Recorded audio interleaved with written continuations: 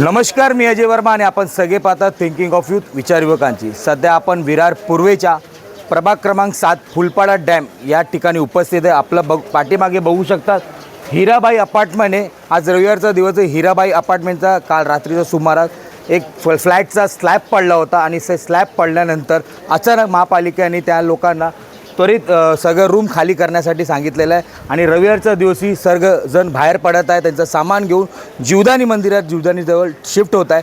पण सांगण्याचं तात्पर्य असं आहे की एक स्लॅब फक्त एकच फ्लॅटचा नाही पडला, असं चौथा माळा संपूर्णपणे बाद झालेला आहे। तिकडे इंटरनल पण कामाची गरज आहे।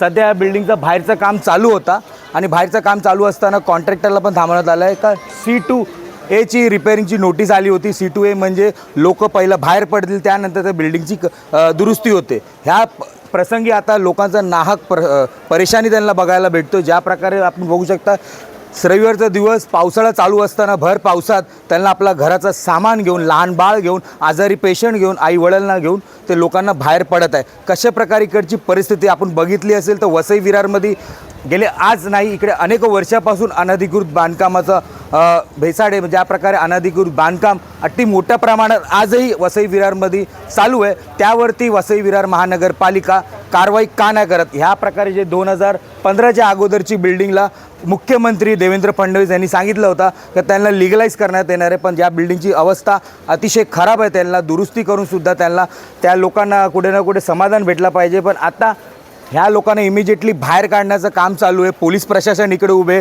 नवीन ACP स्वतः बर्बे साहेब इकडे आलेले, आपल्या विरार पोलीस स्टेशनचे LM तुरे साहेब स्वतः या ठिकाणी उपस्थित आहे, पालिकाचे पॉस पटाका इकडे उपस्थित आहे। त्यांना रात्रीचा सुमारासपासून अचानक त्यांना आता पूर्ण बिल्डिंग खाली करण्यात येत आहे। आता इकडे नगरसेवक पण बसलेले, त्यांचा पण इकडे गेले अनेक तासापासून ते बघताय, पण ते काही सांगू शकत नाही, कारण की ज्या प्रकारे ते मध्यस्थी करणार तर कुठे ना कुठे त्यांच्या अंगावर पण कारवाई होऊ शकते, कारण की सरकारी कामामध्ये ते बाधा आणणार। पण ज्या प्रकारे नगरसेवकांचा आपण सांगू इच्छितो का गेले अनेक वर्षापासून ह्या वसई विरारमध्ये अनधिकृत बांधकामचा म्हणजे ज्या प्रकारे मोठ्या प्रमाणात झाला आहे आणि आजही तुमचे महापौर म्हणाले की अनधिकृत बांधकाम होणार नाही, तर कुठे ना कुठे बांधकाम चालू आहे, त्या ठिकाणी आपलं लक्ष असणार का? या सर्व गोष्टी कशा प्रकारे आपण नक्कीच तुम्हाला दाखवायचा प्रयत्न करू। ज्या प्रकारे स्थानिक नागरिक आता रडत आहे रूम खाली करायला सांगितलं आहे का पालिकेने? सर मला काय म्हणायचं आहे, भाडं घ्यायला मग आता तुम्हाला ना 2-3 दिवस तिकडे ठेवण्यात येणार, पण पैसे तरी असले पाहिजे ना सर। 3-4 दिवसात परत तुम्हाला इकडे यायला भेटेल। पालिकेने फक्त नोटीस दिली खाली करायची, का रिपेअरिंग झाली तर परत येऊ शकतात। रूम आता अचानक पावसात भेटणार हा ते पण आहे, नाही भेटणार ना सर आता पावसामध्ये रूम वगैरे। रूम भेटते आता मनातनं डोळ्यातनं अश्रू येत आहे का त्यांच्या घरातनं आता त्यांना बाहेर काढणार, त्यानंतर त्याला किती दिवसा परत त्या घरात भेटणार का? घर अगर तुटला तर काय होणार? या सर्व प्रश्नचिन्ह त्यांच्यासमोर उपस्थित होतं। पण प्रशासनाने डायरेक्टली त्यांना सांगितलं आहे का तुम्ही इमिजिएटली हा घर खाली करा, अन्यथा आम्ही तुम्हाला जबरदस्ती बाहेर काढू। आता बघण्यासारखं असं लोकांचा प्रश्न कशा प्रकारे सॉल्व करणार। कालच्या दिवशी याच परिसरात एक हिरा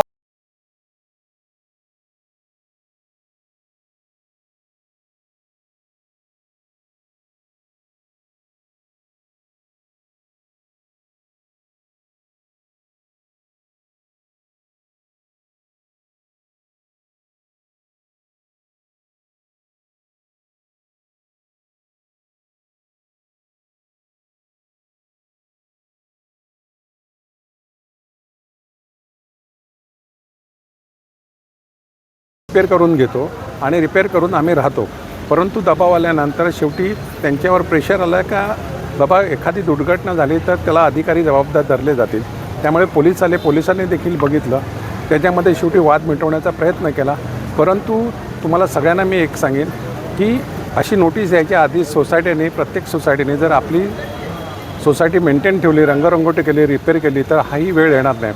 बऱ्याच वेळा बऱ्याच सोसायट्यामध्ये त्याचा मेंटेनन्स केला जात नाही, त्यांना धोकादायक इमारत होते आणि त्या धोकादायक इमारत झाल्यानंतर देखील त्याच्यामध्ये रिपेअरिंग केली जात नाही आणि मग C1 नोटीस निघाल्यानंतर धावपळ सगळ्यांची होते।